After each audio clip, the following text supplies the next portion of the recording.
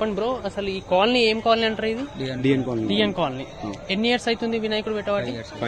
5 years. ఒకసారి వినాయకుడు చూపిద్దాం ఒకసారి క్లియర్గా.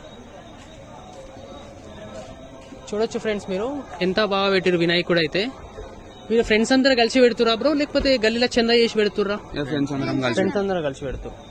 ఓకే, ఎన్ని ఇయర్స్ అవుతుంది అన్నారు? 5 years. Exactly 5 years. ఈ ఇయర్ తో కలిపి. పోయినా సార్ లడ్డు ఎంత వేలం పాట పోయింది? 25K. ఈ ఇయర్ కూడా